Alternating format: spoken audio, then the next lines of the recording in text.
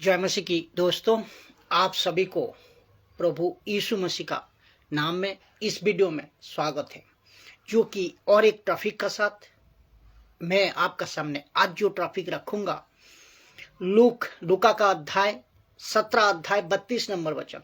लूका 17 अध्याय 32 नंबर वचन। लूक 17:32 लिखा है, remember Lot wife, remember Lot wife. Sodom और अमोरा इस औरत के बारे में सुनो। सौदम और अमोरा का इस औरत के बारे में सुनो। सब इस पृथ्वी में जब यीशु इस पृथ्वी में थे, अभी मसीह लोग तुम सुनो, अभी पास्टर तुम सुनो, अभी बिशप तुम सुनो, अभी हर एक विश्वासी तुम सुनो कि तुम सुनो कि जब यीशु पृथ्वी पर थे, यीशु पृथ्वी पर था, तो क्या लूका के किताब में 17 अध्याय 32 नंबर वचन में क्या कहा जाते जाते उन्होंने सिर्फ एक शब्द कहा कि लूत की पत्नी को स्मरण करो। रिमेंबर लॉट्स वाइफ, लूत की पत्नी को याद करो, स्मरण करो। लूत की पत्नी को याद रखो। ये कहते कहते जाते वक्त कहते गया कौन? यीशु मसीह ने। इंग्लिश में कहते हैं रिमेंबर लॉट वाइफ। तो इसका मतलब है कि उस औरत को याद रखो जो आपको नमक का खंबा बन गई थी, जो औरत नमक का खंबा बन गई थी, उस औरत को याद रखो। लेकिन प्रश्न उठता है, क्यों यीशु ने कहा, क्यों कहा और किसको कहा? यीशु ने अपने चेलों को कहा कि लूत की पत्नी को याद रखो, शरण करो। मैं आज मसीह समाज वालों से कहना चाहता हूं कि इस औरत को याद रखो। इस औरत आपको और मुझे कुछ सबक दे रही है, कुछ सीख दे रही है। और उन सभी को जो सदम और अमोरा की तरह पाप की जीवन जी रहे हैं, उन सभी को मैं कहना चाहता हूं, ये शहर पाप में था, ये औरत पाप से भागना चाहिए, ये औरत पाप से भागना चाहिए था, पाप से दूर जाना चाहिए था। लेकिन ये तो पाप नहीं कर रही थी, लेकिन पाप को झेल रही थी, पाप की लोभ ले रही थी। और देखिए क्या होता है, पाप को देख भी रही थी। और उसके प्रति लिखा है कि उसके लिए लिखा है कि लूत के पत्नी को याद रखो, स्मरण रखो। तो ऐसा क्यों? लूका का 9 अध्याय 62 नंबर वचन कहता है, जब वो घर से भाग रही थी, जब लूत की पत्नी घर से भाग रही थी, वो ठीक थी। जब तक वो भाग रही थी तब तक ठीक थी। जब अपनी 2 बेटियों के साथ अपने पति के साथ थी तब ठीक थी। जब तक उसका अंदर संसार के प्रति पीछे मुड़ने की बात नहीं आई थी, तब तक ठीक थी। जब तक इन्होंने बाइबल पढ़ा, प्रार्थना करा था, तब तक ठीक थी। आज की भाषा में इसको कह रहा हूं, आज की भाषा में बोल रहा हूं। लेकिन लिखा है कि जैसे ही पीछे मुड़ गई, वो नमक का खंबा बन गई। लूका 9:26 में यीशु उससे कहा, जो कोई अपना हाथ हल पर रखकर पीछे देखता है वो परमेश्वर के राज्य के योग्य नहीं है। इसीलिए लिखा है लूका 9:26 में यीशु ने उससे कहा, जो कोई अपना हाथ हल पर रखकर पीछे देखता है, वो परमेश्वर के राज्य का योग्य नहीं, वो नहीं है योग्य। तो नमक का खंबा क्यों? अभी प्रश्न उठता है, नमक का खंबा क्यों? लकड़ी का भी हो सकता था, पर प्लास्टिक का क्यों नहीं, लकड़ी का क्यों नहीं, और लोहे का क्यों नहीं, पत्थर का क्यों नहीं, पर नमक का खंबा क्यों? अद्भुत कनेक्शन है दोस्तों, इसको सुनिए कि नमक क्यों। आपको याद होगा कि इसी लूका के किताब में 14 अध्याय 25, 26, 27 और 28 में अगर पढ़ोगे, उसमें यीशु ने कहा था, जो कोई अपना क्रूस उठाकर मेरे पीछे नहीं चलेगा वो मेरी चेला नहीं हो सकता। जो कोई अपना क्रूस उठाकर इस मेरे पीछे नहीं चलेगा वो मेरा चेला नहीं हो सकता। तो और जो चेला है वो क्या है? वो जगत का नमक है, वो जगत का नमक है। जो यीशु का चेला है वो जगत का नमक है। और अगर नमक की स्वाद बिगड़ गया, नमक की स्वाद अगर बिगड़ जाए तो उसका कोई मतलब, इसका तो मतलब को आपको समझना होगा। तो इसका मतलब ध्यान से सुनिएगा, मैं बताने जा रहा हूं, सुनना, क्योंकि कनेक्शन दे रहा हूं। मतलब आज बहुत सारे लोग चेलो तो है, बहुत सारे सेवा तो कर रहे हैं, बहुत सारे चेले तो है, यानी कि नमक तो है, लेकिन स्वाद नहीं है, लेकिन स्वाद नहीं है। जिसके चलते लिखा है वो राज्य के योग्य नहीं है। दूसरे शब्दों में पास्टर तो है, बिशप तो है, रेवरेंड तो है, अपोस्टल तो है, पादरी तो है, लेकिन उसका कोई फायदा, प्रॉफिट तो है, मुझसे उससे कोई फायदा नहीं। मुझ जैसा ऑनलाइन टीचर तो है, लेकिन कोई फायदा उससे परमेश्वर को नहीं। तो नमक तो है लेकिन स्वाद नहीं है, नमक तो है लेकिन स्वाद नहीं है। इसका मतलब इससे कोई फायदा नहीं हो रहा है। ऐसे कितने मसीह लोग, ऐसे कितने सेवक, मसीह समाज आज दुनिया के, जिसके कोई राज्य का फायदा नहीं है, जिससे कोई राज्यों का कोई फायदा नहीं हो रहा है, कोई फायदा नहीं है। तो ऐसो को प्रभु क्या करेगा? ऐसो को प्रभु क्या करेगा? सौदम और अमोरा का पाप आज कलेसिया में घुस चुका है। सदम और अमोरा का पाप आज कलेसिया में घुस चुका है। जी हाँ, सदम और अमोरा का पाप आज कलेसिया में, चर्च में घुस चुका है। इसका मतलब क्या? इस बातों को क्या आप वाकिफ है? इस बातें को क्या आप जानते हैं? किस तरीके से पाप घुस चुका है भाई साहब, किस तरीके से मैं उसको बताऊं कि जिससे सबसे बड़ा पाप जो कि व्यभिचार, चर्च के मेंबर से लेकर सेवक तक ये व्यभिचार घुस चुके हैं। सबसे बड़ा पाप एक व्यभिचार, एडल्ट्री, व्यभिचार, और लिखा है चर्च मेंबर के से लेकर सेवक तक ये घुस चुके हैं। और दूसरे सबसे बड़ा पाप है मूर्ति पूजा। तीसरा है संसार, इसका मतलब है पैसा, नेशा, घमंड, अहंकार। ये सब चीज चर्च में आज को आपको मिलेगा। ये चीज को मैं बताने जा रहा हूं एक एक को, और तब जाकर ये प्रश्न है आज जाना चाहिए आपको, मैसेज आप तक पहुंचना चाहिए। क्यों आज इतने मृत्यु मसीह समाज में हो रही है? वो भी किसकी? सेवकों की। इतने मृत्यु क्यों? इतने मौतें क्यों? ये प्रश्न उठता है। तो एक पास्टर, एक सेवक बहुत मर रहा है आज। एक पास्टर, सेवक बहुत मर रहा है, जो फेसबुक पे, व्हाट्सएप पे देख रही होगी, आप देख रहे होंगे। क्योंकि उसकी खास करके सेवकों को मृत्यु, आज इतनी मृत्यु मसीह समाज में हो रही है। प्रश्न है क्यों? ऐसा क्यों? तो या पूरे मसीह समाज के सेवकों को पूछना चाहता हूं, क्या आपका मृत्यु का कारण कहीं सदम और अमोरा का पाप कहते हैं? कहीं कलेसिया में तो नहीं घुस चुकी है? कहीं कलेसिया में तो सदम और अमोरा का जैसा पाप कलेसिया में नहीं, कहीं घुस नहीं सकी, कहीं घुस तो नहीं गई है? देखिए, और इसको कोई इनकार नहीं कर सकता है। कोई मुंबई का चर्च वाले हो, कलकत्ता का हो, यूपी का, एमपी का, उत्तराखंड का, और विश्व का, कर्नाटक का, तमिलनाडु, कहीं का भी हो, कोई इनकार नहीं कर सकता कि यस आप पाप कलीसिया में घुस चुका है। माना नहीं कर सकते कोई पाप की जिसके चलते सबसे बड़ा पाप है कलीसिया में जो है वो सदम और अमोरा में होता था। वो क्या है कि लड़का जैसा सदम और अमोरा में होता था,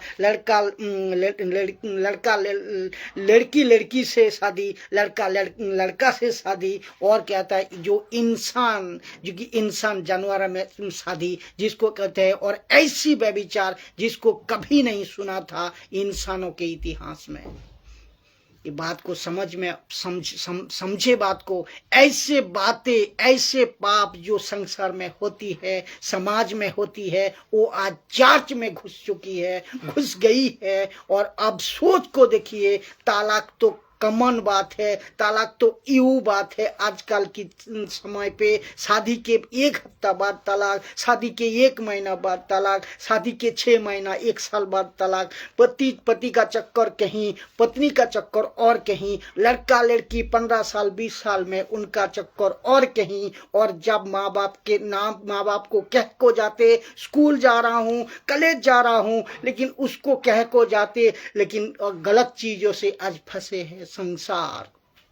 वो चाहे हिंदू, वो चाहे मुस्लिम, वो चाहे ईसाई, जो कोई भी हो, पूरी समाज की। तो इसको क्या कहोगे कि ये पड़ा है? तो ये आप सब सोच को देखिए। पुलिस परेशानी है, पुलिस परेशान में है, सरकार परेशान में है सरकार। रोज नालिश के लिए रोज नालिश पा रहा है, तो इससे वो परेशान है। जो वीडियो देख कहते हैं ना, जिसको ब्रॉन वीडियो, जिसको कभी कभार कोई देखते थे, लेकिन आजकल तो यूट्यूब में, फेसबुक में, व्हाट्सएप में, सोशल प्लेटफॉर्म में, टिकटॉक में, जहां कहीं भी बोलो इसका ये तो ऐसा ही खजाना भरा पड़ा है, भरमार है ये। वो चाहे टिकटॉक हो, वो चाहे कोई और जरिया हो, है या नहीं? बिल्कुल। तो चर्च में पाप घुसा कि नहीं घुसा?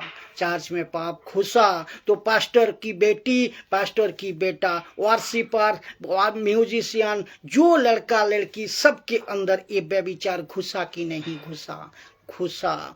तो और बताइए, मौतें नहीं आएगी तो क्या होगी? मौतें नहीं आएगी तो क्या होगी? और कुछ विचित्र प्राणी बुद्धिजीवी पास्टर कहते हैं कि परमेश्वर प्यार करता है, परमेश्वर माफ करता है, परमेश्वर सजा नहीं देता है। यूहन्ना 10:10 से आगे कहता है वो एक तरफा सच है। लेकिन तुमने सिर्फ एक वचन को पढ़ा कि चोर आता है चोरी करने, घात करने, हत्या करने, परंतु यीशु आया जीवन देने। कंटेक्स्ट को पढ़ लो पास्टर, दुनिया के सेवकों, और मैं तुमको बोल रहा हूँ, बचा रहा हूँ, मैं तुमको बचा रहा हूँ, सुधर रहा हूँ कि भारत हो, भारत का बाहर लोगों हो, प्रचार करने का तरीका को बदलो, प्रचार करने का एक कंटेक्स्ट में प्रचार किया करो, प्रचार को सही तरीके से प्रचार करो, वचनों को सही तरीके से प्रचार करो। तो ऊपर बैठा परमेश्वर इस ऐसो हरकतों से बर्दाश्त नहीं करता। ऊपर बैठा परमेश्वर ऐसे हरकतों को बर्दाश्त नहीं करता। ये साफ बात है। आज पास्टर मर रहे हैं, एक तरफ दुख है, दूसरी तरफ क्या है? गुस्सा भी है कि कैसे जीवन जीकर चले गए, कैसे जीवन जीकर मर गए। और कहते हैं he was complete his race, कहते हैं कि he was complete his race. इसका मतलब कहते हैं कोई पास्टर मर गया, कहते हैं कि he was complete his race, उसने अपनी दौड़ पूरी की। काय का दौर। अरे भाई, जब उसने दौड़ी शुरू नहीं की, खत्म कैसे करी? फिर ऊपर से कहते हैं he was shifted to the lord, he was shifted to the lord. अभी वो प्रभु के पास में है। He was shifted to the glory. कैसे बात, कैसे ग्लोरी, कैसे जाएगा, कैसे स्वर्ग? पाप का जीवन, व्यभिचार का जीवन, पैसा का लालच का जीवन, ऐसा जीवन जीकर मरा है वो सेवक। और तुम कहते हो he was shifted to the glory, he was shifted to the lord. कैसे झूठी तसल्ली, कैसे झूठी तसल्ली, कैसे झूठी मजाक। और फिर सुनिए पहला थिस्सलुनीकियों 1:10 कहते हैं कि आश्चर्य होगा कब, अंत के दिनों में आश्चर्य होगा, शक होगा कि चर्च में व्यभिचार, मास्टरबीट और हस्तमैथुन और बॉर्न वीडियो देखना, चर्च के अंदर, घर के अंदर, कॉलेज के बाहर, सड़कों पे, रोड पे खुलेआम चलता है। फिर ऊपर से कहते हैं वायरस से प्रभु बचा ले, इस कोरोना से मुझे बचा ले, बीमारी से बचा ले, क्रोध से बचा ले और मृत्यु से बचा ले। और ऊपर बैठा परमेश्वर कहता है बेटा मेरा सिस्टम तोड़ा है, मेरा सिस्टम तोड़ा है, बाड़ा टूटेगा, सांप डसेगा, फल खाएगा, मर जाएगा, और तू दुष्ट आत्माओं को बुलाएगा तो तेरा सत्यानाश कर देगा। और पाप से छूट गया, लेकिन पाप फिर तुझे जीत कर रहा है, पाप से फिर तुझे जाने का मन कर रहा है, तो तेरी ऊपर तो और भारी विपत्ति आएगी, और भारी विपत्ति आएगी। सबसे बड़ा पाप क्या है? व्यभिचार।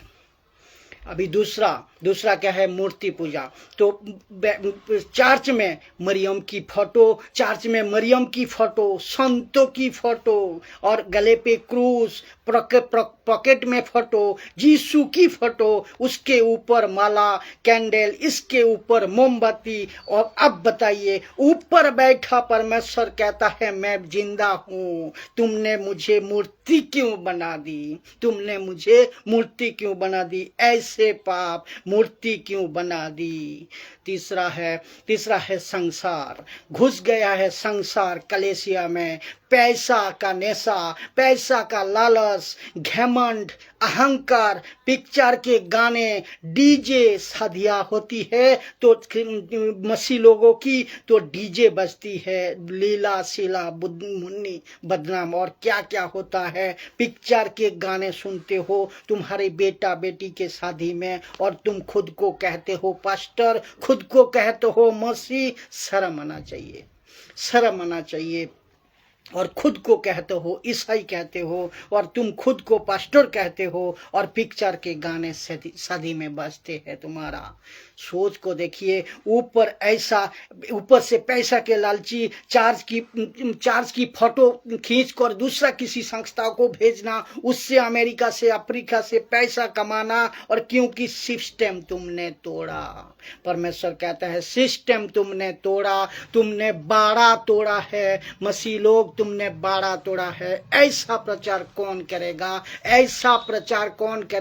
ऐसा 10% प्रचारक ऐसा मैसेज करता है, ऐसा प्रचार करता है। और जब मैं प्रचार करता हूं, और तो कुछ बुद्धिजीवी लोग कहते हैं भाई साहब खुले आम प्रचार कर रहा है, उनको सिस्टम नहीं पता। व्यभिचार के बारे में पहली बात तो उनको होता कौन है? तुम पूछने वाला।